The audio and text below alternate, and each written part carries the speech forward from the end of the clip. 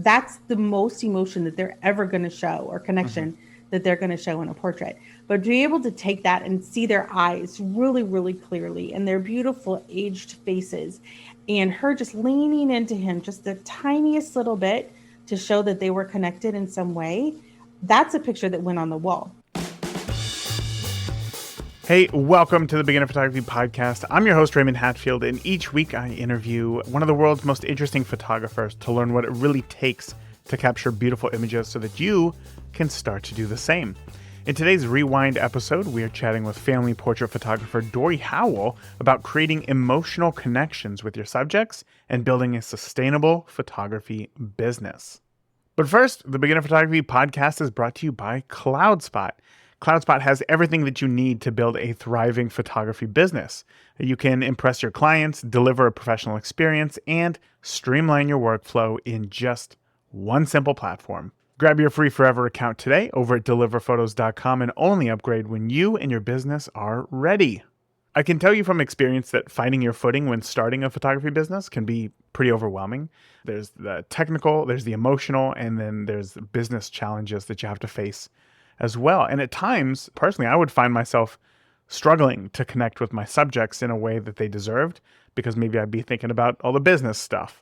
Or on the flip side of that coin, when the business was struggling, I didn't necessarily know exactly how to fix it because I wasn't skilled in business. So today's guest, Dorie Howell, she's going to share from her journey of discovering that power of creating meaningful moments in her photography, why that's so important, and why she focuses on that, as well as learning from your mistakes. You know, as I said, we make mistakes. When you don't know what's going on in business, it's hard to know what you need to do, but you know when you make a mistake. And she'll also share, obviously, how to adapt to client needs so that you can do the same. In today's episode with Dorie Howell, you will learn the importance of emotional connection in portrait photography, how to evolve your business practices to an ever-changing business climate, and how to build confidence and skill through practice and feedback. We talk about it all, honestly. So with that, let's go ahead and get on into today's Rewind interview with Dorie Howell. Dorie, I really want to keep this simple. When did you know that photography was going to play an important role in your life? I can narrow it down to, I don't remember the day and time, but I remember the image that I took. Mm-hmm. I was a new mom at the time, and my husband, now I'm going to date myself here and say this was before cell phones had cameras and were used for almost everything else except for actually calling people. But I took a picture of my daughter standing in our front entryway, leaning against like the transom windows. And just the way the light hit her, it was more of a silhouette, that type of thing. And I snapped it. And it's still to this date one of my favorite pictures that I've taken of her. And I've named it Waiting for Daddy. And it was at that point in time, I would say probably 12 years ago, where I decided, like, my heart just sang when I took that picture. And that was a changing point. I just dove feet first into everything photography, how to learn my gear, how to post process. I didn't even know that there were raw photos at that point in time. I knew nothing at that point in time. And I just went for it 100%. So before this, what were you doing? Did you have any sort of creative aspirations before that? Or did that photo like completely transform your life? I was in school for vocal performance. Oh, so yes, that photo completely transformed your life. Yeah. At that point in time, I had been running a private voice studio, teaching people how to sing. I'd been doing that for about 5 years, and I was in school to complete my vocal performance degree because it was just something that I needed to cross off the list. I'm a singer. I started singing when I was 5 years old. I've always been a singer. And so I had always had something very creative, and my mom was creative, and we were always involved in something creative. And so singing was my outlet. That's what got me through school. That's all of those things. I traveled the world with my voice. And once I had my child, I could see, living in the Washington, D.C. area, that I wasn't necessarily going to make any money with my voice. I could enjoy my voice, but running a studio or that type of thing was not going to get me financially where I wanted to be. And I think this is something that a lot of singers and a lot of creatives can really, really empathize with. Like, yeah, you want to do it, but how do you make money doing it? And I come from a very entrepreneurial background. My dad owned his own business. My mom worked in the business, very entrepreneurial in spirit. And I knew that I needed to make some cash. That's where it all came down to. So when photography came in, I started taking pictures of my child. And then I think it's the same story that a lot of other, I'll just stereotype it and say a lot of other young moms get into this. They have a child, they start taking pictures, and then they realize, oh, there's an art to this. There's an art to the posing. There's an art to the light placement. There's ways that I can do this to make it more beautiful. And then people start to notice, and then they ask them to take pictures. And then all of a sudden you have a little side hustle going and you realize that you want to make it more. And that's where I was. That's how it all started. So then in the beginning, let's go back to that photo that you took of your daughter waiting for daddy. You think to yourself, oh my gosh, I can make this happen. I love this photo. I want to go at this full time. At that point, I'm assuming that you were just shooting an auto. Like when did the technical side of photography come in for you? Well, you're right. I was just shooting an auto. So I had another friend who was a photographer as well. And I called her up and I said, hey, can you give me a few guidelines? Can you kind of point me in the right direction? This was before Facebook even. Facebook was just starting, like literally just starting. I think I created my Facebook account maybe 2 months before my daughter was born. And she said, yeah, there's these online forums you should go to. You should go to check out this forum called ILP and check it out. And you can get a lot of information. And that's what I did. I just dove in and I realized, okay, I need to learn my camera settings. So I bought Brian Peterson's Understanding Exposure, which talked about the triangle, ISO, shutter speed, aperture, those types of things. I learned how that triangle worked. And then I just practiced. I practiced and I practiced and I practiced. And then I got into the whole post-processing side and played with actions for a little bit. That really didn't suit what I wanted to do because I wanted my images to be really clean and not look impacted by any sort of post-processing. So I just played and I practiced and I played and I practiced. And I was a very, very keen observer to what people were saying in these forums. Even though I wasn't a wedding photographer, I would go in wedding threads and find out what they were talking about as far as lighting goes or posing or those types of things. And then I just practiced. That really was it. We'd be watching TV and I'd be sitting playing with my camera to make sure that I could change all the settings without having to look at it. And I would do that for hours, just sit and play with the settings and go outside and do the exercises. Okay, so what does my picture look like if I do an f-stop of 2.8?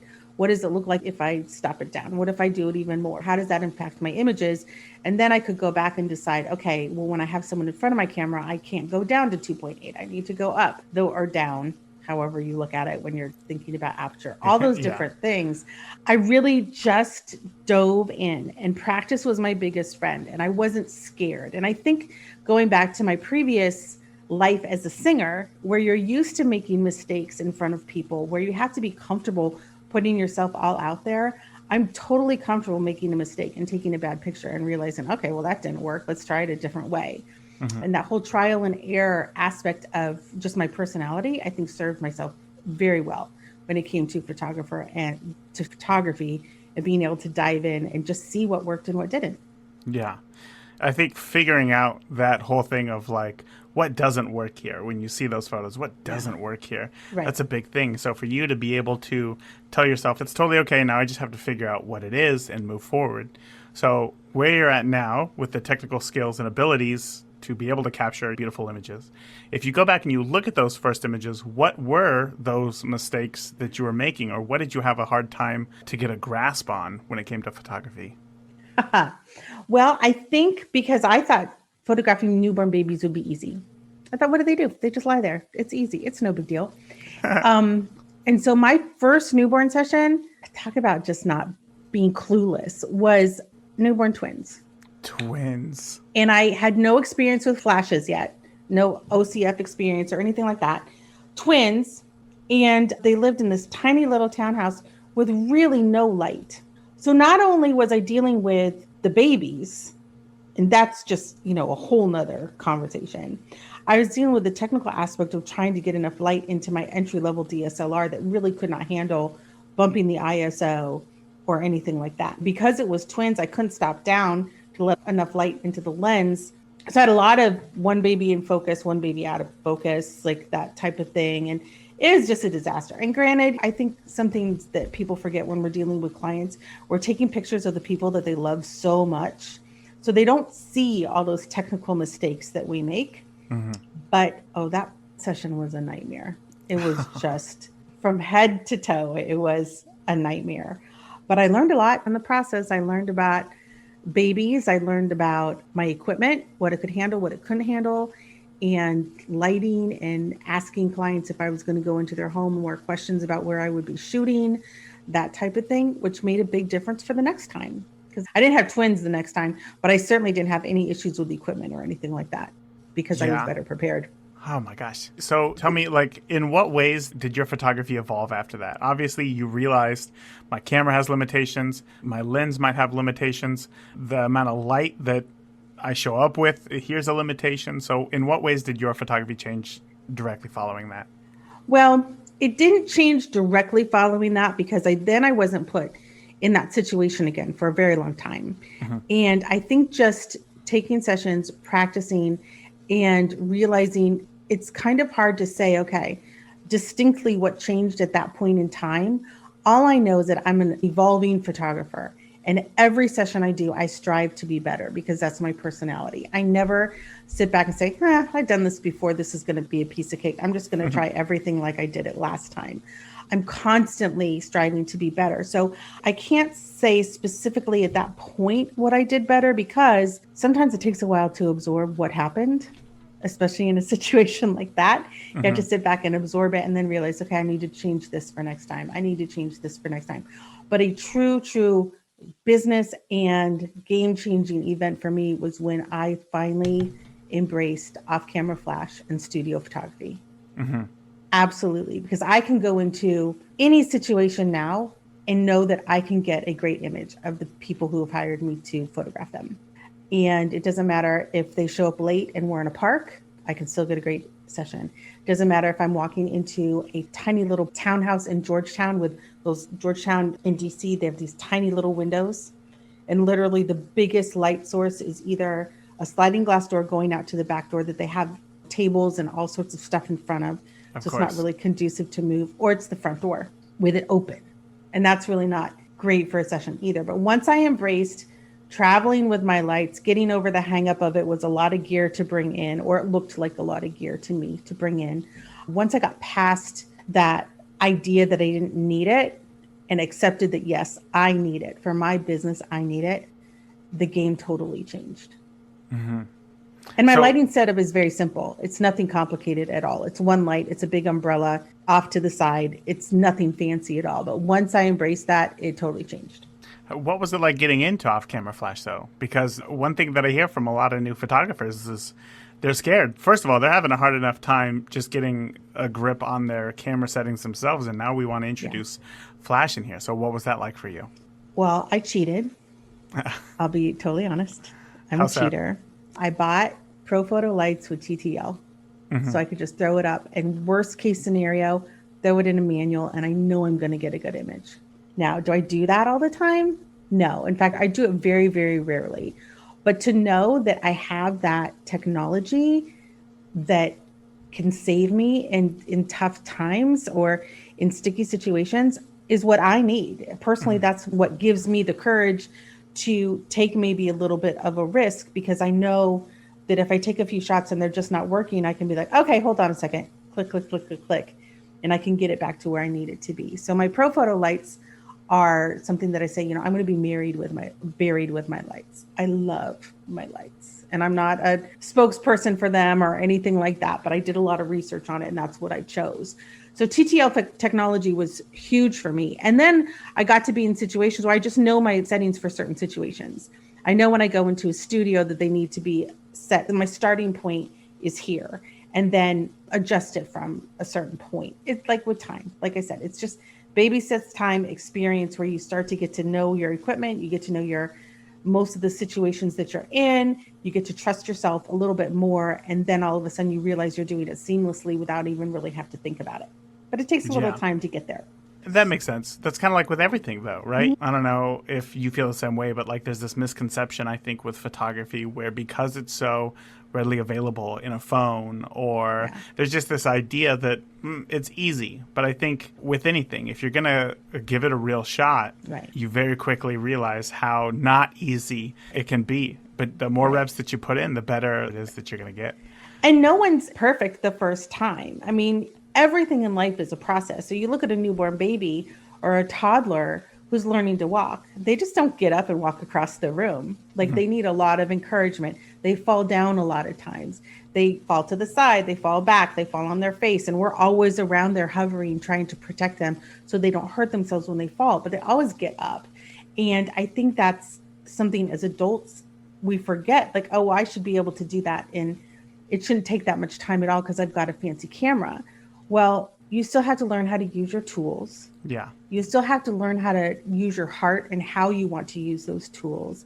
You still have to be able to communicate and deal with people in a great, loving, compassionate way when they're in front of your lens. So all of that it takes time. And I think new photographers especially are kind of given the short end of the stick that they go and they're listening to a lot of gurus or experts, forgetting that those experts have been in the business 15, 20, 30 years and not realizing that they didn't start there. They didn't start where they are now. They all started not knowing if an 2.8 f-stop was open or closed. Everybody started there. And I think that gets lost in a lot of the communication that is put out to newer photographers these days. Yeah, we all started back where you are.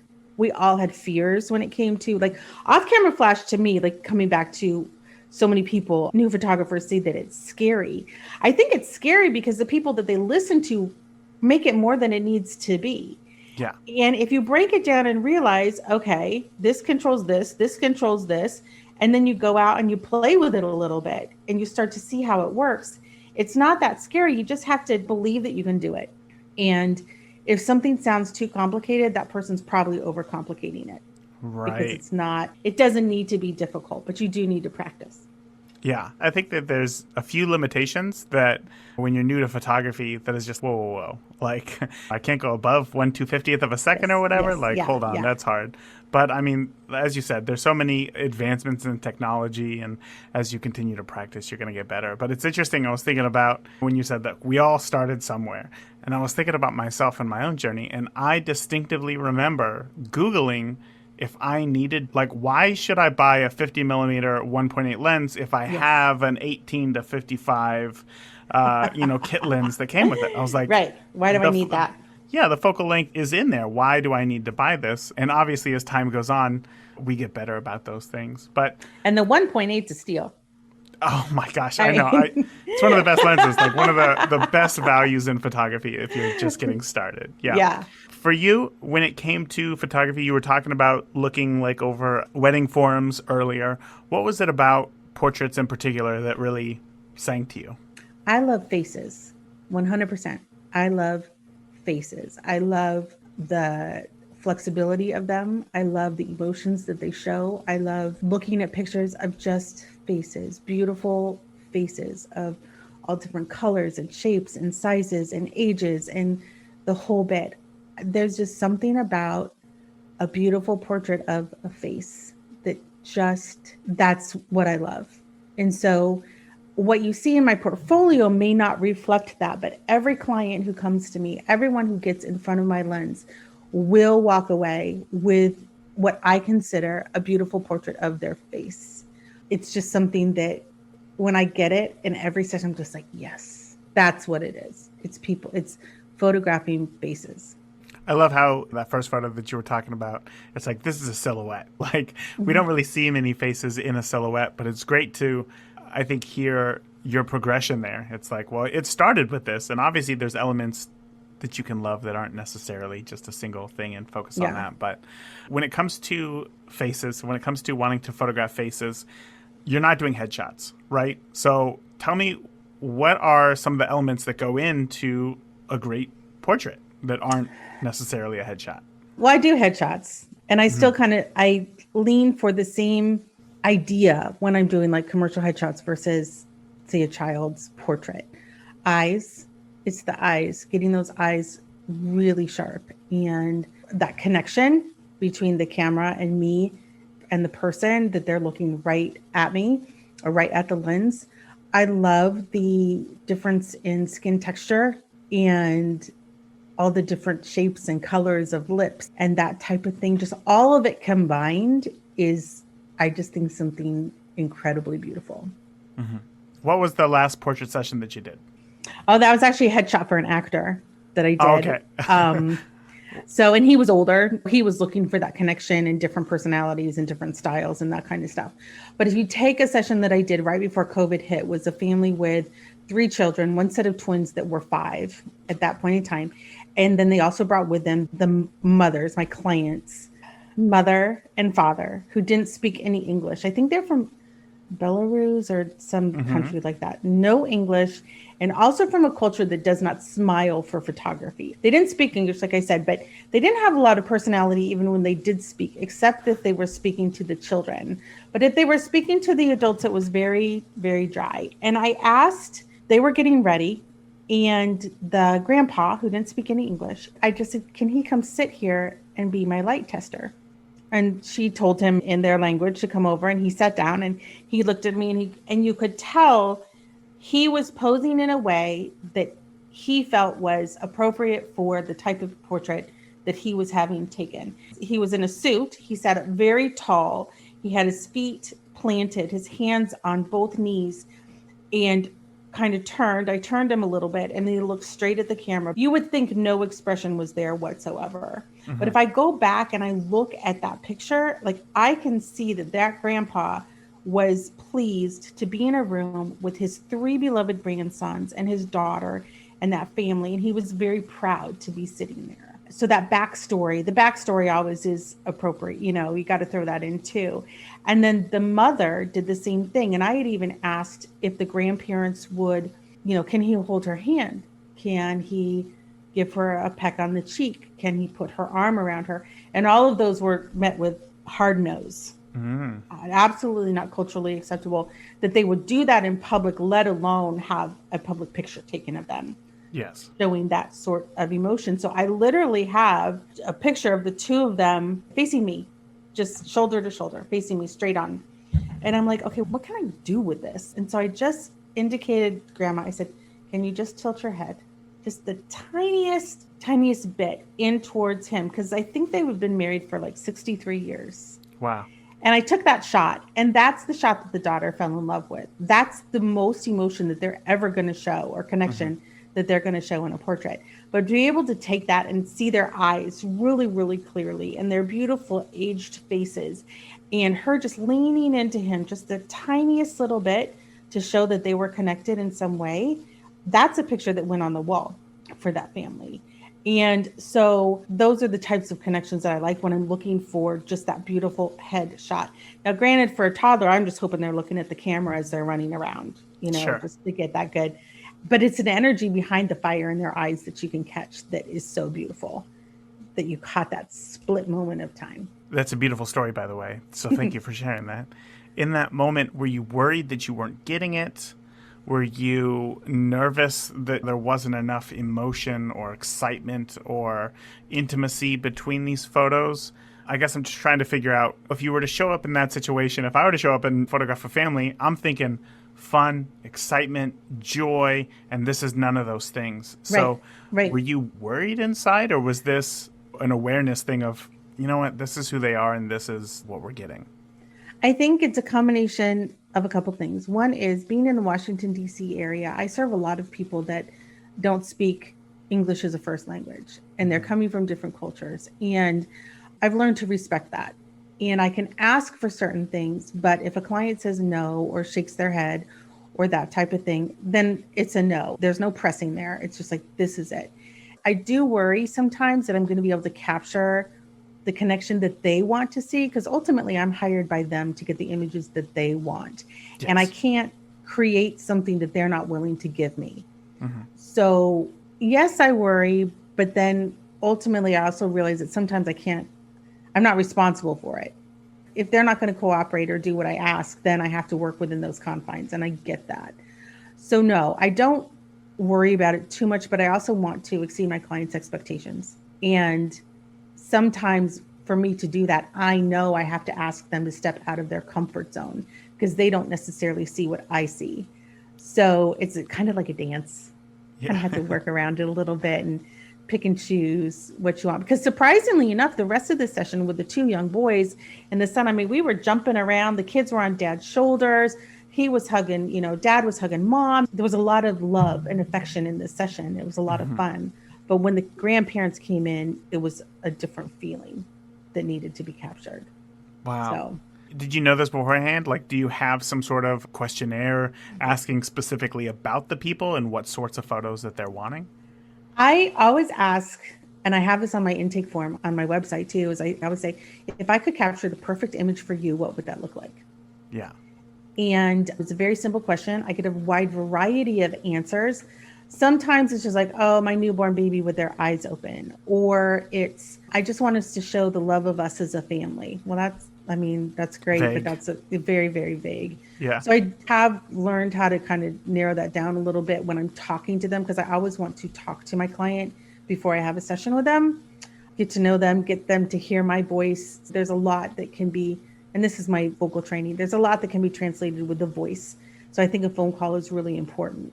And you just kind of get to know them a little bit better. And sometimes what they put on paper after you've had that conversation, you realize that's not really the image that you need to get, because mom might tell you something totally different. Like she might say on the form, I want a picture of our whole family together. But then when you're talking to her, you realize the most important picture to her is her 3 children looking at the camera, smiling with a little mischief in their eyes. And then I'm like, okay, well, that's what I need to concentrate on.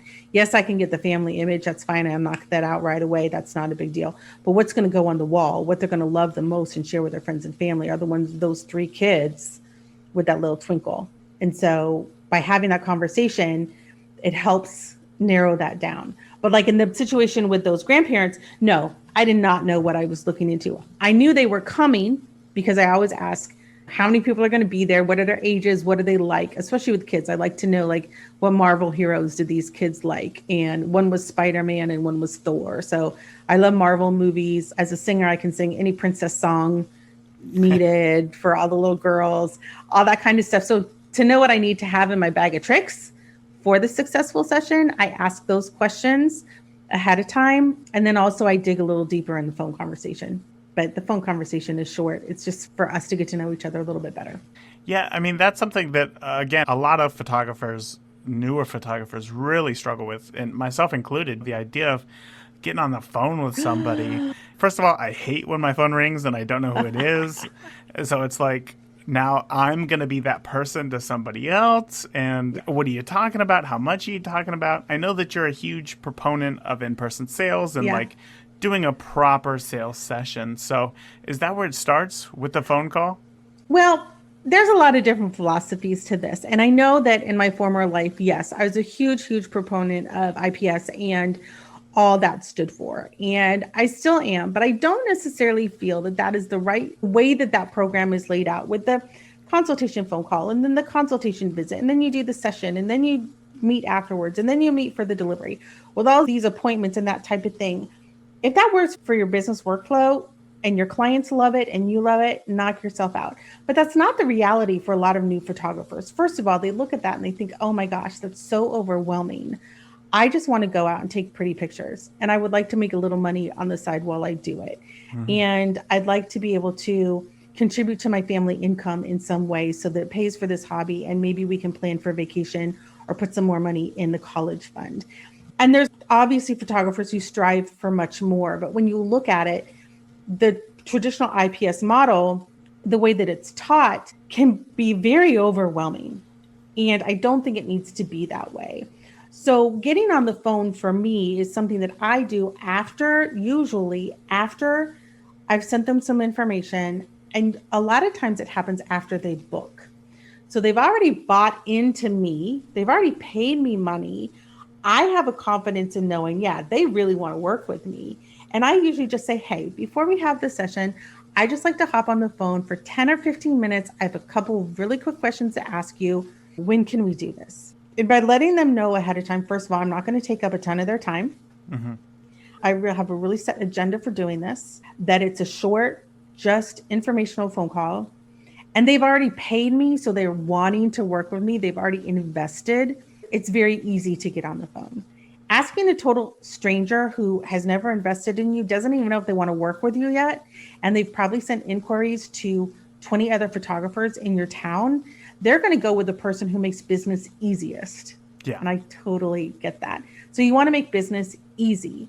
A phone call for a lot of people nowadays isn't easy because they're not comfortable. Because the way I look at it, my generation was comfortable with phone calls. The generation of the people that I want to serve, as far as young families and that type of thing, they have different priorities, and texting and that type of stuff is what has obviously come in fashion, which makes me sound old that I said come in fashion. But, generationally, it's different. And I think we need to realize that marketing has changed, style of business has changed, and we can embrace it. We can still run profitable businesses, but we don't have to keep trying to put people into a box that a lot of people don't want to be put into. Mm-hmm. So that's how I do my phone calls. And if I can get them on the phone ahead of time, I love it.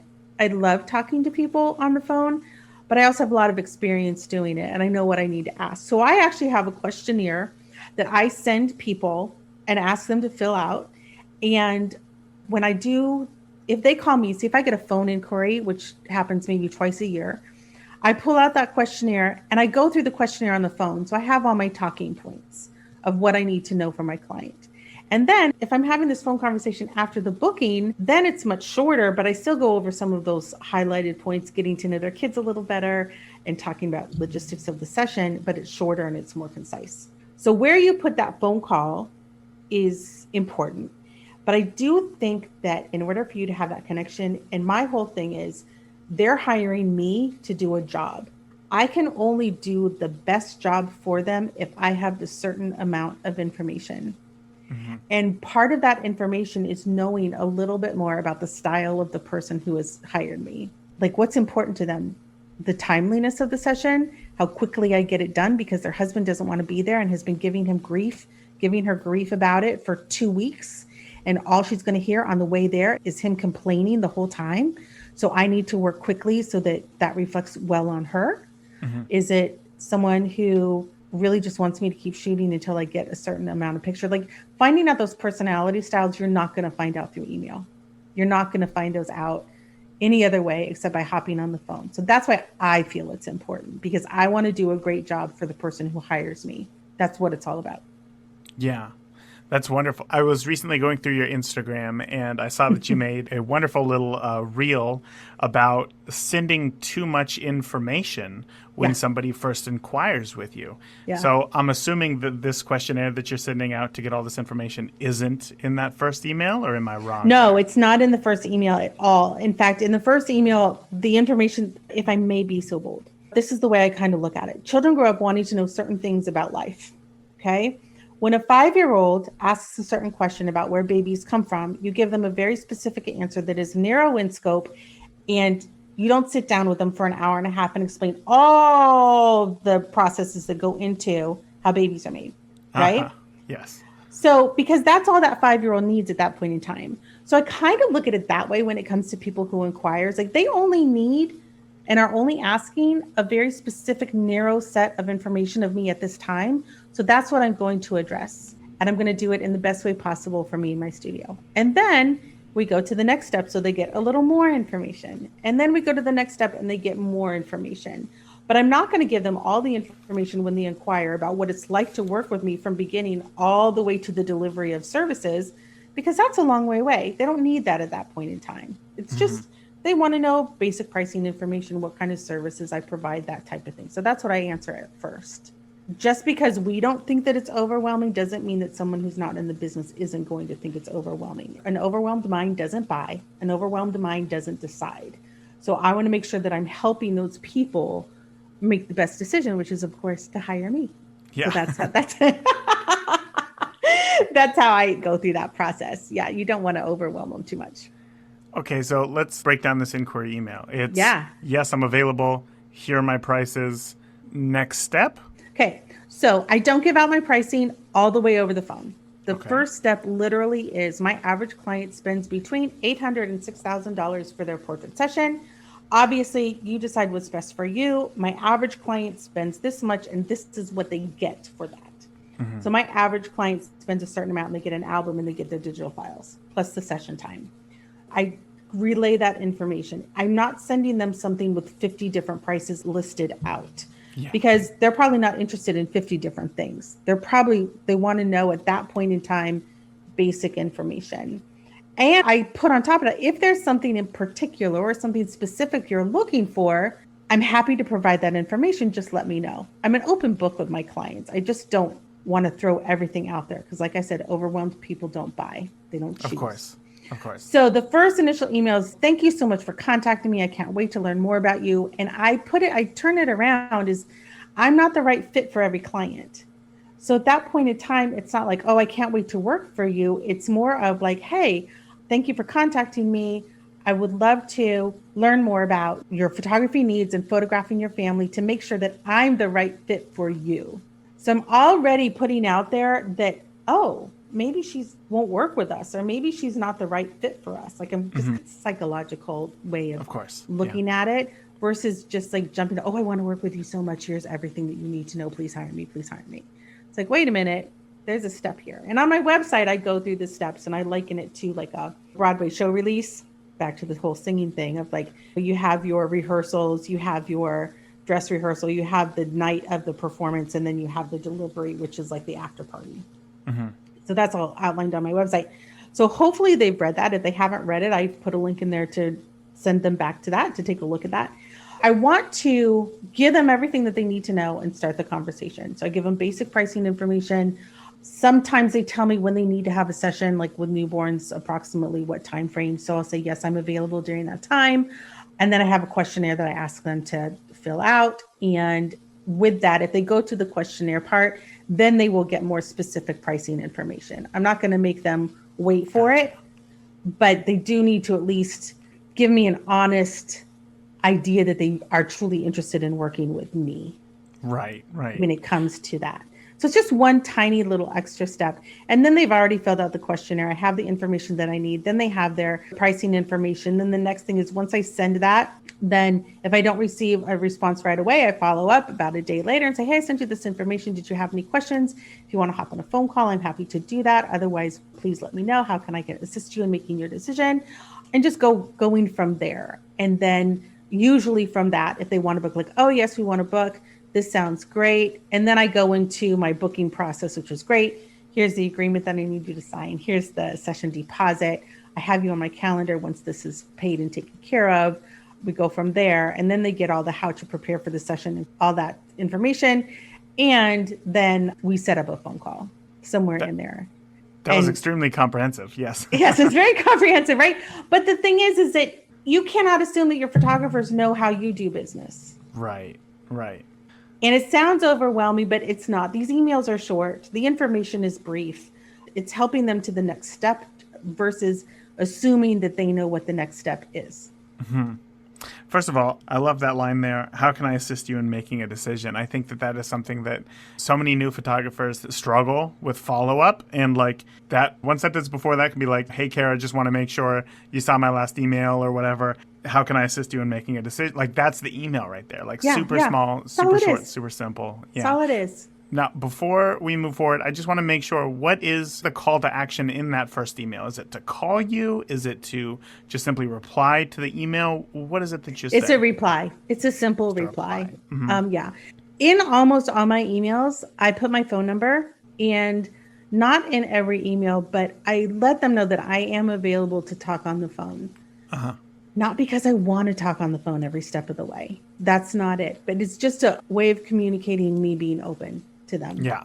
And I also let it be known that sometimes having a conversation, I can do an email and we have to go back and forth. Well, that could take up to 45 minutes of my time, where I can have a 5-minute phone conversation to answer all their questions that they thought they had, plus questions that they didn't know they had, in 5 minutes, and be done with it. Yeah. Wonderful. Oh my gosh. It's one of those things, again, like I was saying, if you get into photography to take photos, the whole business side can be very, it can be very uncertain. You're not sure what to do. You feel like you have to be very professional, but then you're told to be very personal. So the way that you broke down, I mean, that whole inquiry process, exactly what to say, and laid out, I guess, the flow chart, you could say, I know is going to help a lot of photographers. So I want to thank you for that. But Oh, thanks. of course, I want to move on now Yeah. and ask about learning to trust yourself when it comes to the artistic side of photography, because again, we live in a world with Pinterest, we live in a world with Instagram, and photos can get millions of likes, and then we look at our work and it gets 3, and it can be very discouraging. So how do we learn to trust ourselves and our instincts when it comes to creating our art? I think that this can be done several different ways. And for me, it's happened in a combination of ways. One is I learned the technical aspects of what a good photograph is. I'll sit like PPA does these image competitions, and then they post the judging online, and you can sit all day and watch them go through image after image after image after image, and you can see the ratings that it's given. And they do this on a regional level, and they also do this on a national level. So if learning how to do this is something that's important to someone, they can hook up with the Professional Photographers Association of America, PPA, and get information about image competitions. So another thing that you can do, and this is not my specialty. I do not like it. Entering image competitions is not my thing. But if someone really wants that good feedback from people who have been in the business for a long time, they can join image competitions. And if your images start getting good ratings, that can bring your confidence up. Yeah. And that's what it comes down to, is being able to trust yourself. Well, sometimes just saying you're good enough, we're sensitive creative creatures. We're sensitive photographers, so. and we have sensitive egos and all that type of stuff. We want everyone to love our art. So sometimes enter an image competition, get some tough love your first couple times, and then you'll start to see your ratings go up. And you can know in the back of your head, okay, I can do this because I've been given these critiques and I know what I'm talking about. I think going and getting good education in how to shoot from people who have been doing it for a long time, I think is also really good, and getting feedback on those images. I personally don't think that most critique groups and that kind of stuff on Facebook are really going to get people where you need to be, because that's not where the really great image critiquers or jurors are hanging out. They're running studios. They're not hanging out on social media. There's a few out there, but I say go meet people in the industry. And I hate to keep bringing up PPA, but PPA is a great way to do that. They do these super one-day classes, one-day workshops, I think they're called now. And they have them all over the country, and you can sign up for them. And I sign up for them every year, even if the subject is something that I'm not particularly interested about. Mm-hmm. But it's one day, it's $99. You go in and you meet a lot of established photographers who've been doing this a long time. Get to know them, make friends with them, ask them. If you go to a workshop during lunch, bring some portfolio work and say, hey, what do you think of this? And get really educated feedback on what you're producing. So being educated and getting that feedback, I think, is one really, really important way for people to get the confidence that they need to move forward. And then I get a lot of confidence and trusting in myself from the feedback that I get from my clients. Like, how do I trust myself? I hear it from my clients all the time. When I'm sitting with them, or I'm on the phone with them, and we're looking at their images, or I show them the back of my camera during a session, and I show them something that I've tried, and they agree that it's great. And mm-hmm. not just because it's someone that they love in the picture, but because I've created something that's beautiful with the lighting and everything. Getting that is a way that I can feed my tender creative soul with the positive feedback that I need, and also learn to trust myself more, because you need that feedback to be able to grow in the trust that you have in yourself. And then you start doing stuff that's different, and you see how it's received, and you can see how it's received by your clients. You can see how it's received in social media. You can see if when you post something in your portfolio, someone calls you and says, I want images that look like that. Yeah. Then you know you're on to something. Mm-hmm. And the session that I did with the family, with the grandparents that I spoke about earlier, the reason mm-hmm. she called me specifically, and she was a phone inquiry, she called me specifically was because she saw a session that I did that was very different from my normal. It was not an outside fall foliage picture, whatever. It's very different. She saw what I did for another family. She's like, I want images that look like that. I'm like, oh, maybe I'm onto something here if people are specifically asking for that. So you want to get feedback to help build that kind of bottom layer of things. And then once you get feedback and you realize, okay, yeah, I do have an eye for this. People do like what I'm putting out. And you start to trust your equipment and you play with your equipment so you know what it can do and what it can't do. All of that starts to kind of this snowball effect of being able to trust yourself and what you're putting out into the world. And also know that sometimes stuff you put out into the world isn't necessarily going to fly. Mm-hmm. And that's okay too.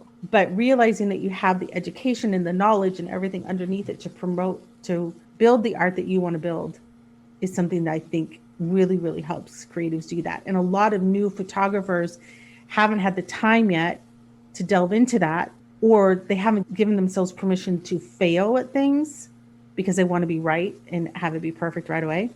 Right. To start getting that feedback so that you kind of have that cushion of knowing, yeah, I know what I'm doing here. I can do this. Yeah, what you touched upon there right there at the end is really important because I think probably both you and I, we could show somebody one of our photos and regardless of what they say, it's not going to change the way that we shoot or do much, right? Unless we know that they're a respected and esteemed member of the photography community. But I do often see a lot of new photographers come into the Beginner Photography Podcast Facebook community who have been maybe in it for a week. They will ask for feedback on an image right away. They're still in that experimental phase, right? Yeah. They're still just trying to learn how to use their camera and not at the point to where they know enough about their camera to be able to capture what they see in their head to then be able to ask for feedback, to then be able to apply that into their work, you know? Mm-hmm. Yeah, I really think that's going to help. Those are the hardest critiques to give. Critiques on social media to give. And when I see them, I always want to encourage them. Yes. Because congratulations, you were brave. And being brave is part of being in this industry and being in this business. Like, you got to be brave. You got to put it out there. But knowing then in the back that they're just, depending on what group it's in, they're just going to get crucified. Right, right. And my lone encouraging voice is probably not going to drown out everyone else who tells them that they're horrible and like, why do they even have a camera? And no wonder your client complained about this. Like, this isn't worthy of anything. Ugh. I'm just like, okay, can we do this in a way that doesn't crush their spirit? Yeah. Because they're trying. And you want to give people credit for that. Like I said, we all started there. We all did it. We all had the horrible session with the bad lighting and the twins and the whole bit when we first started. And we didn't know what to do with it. But good for them for showing up. Exactly. Yes. So for you, when you first started, how long do you think you need to be shooting before you should really start to consider others' feedback? I think other people's feedback is good to consider immediately, as long as you keep in perspective where that feedback is coming from. Mm-hmm.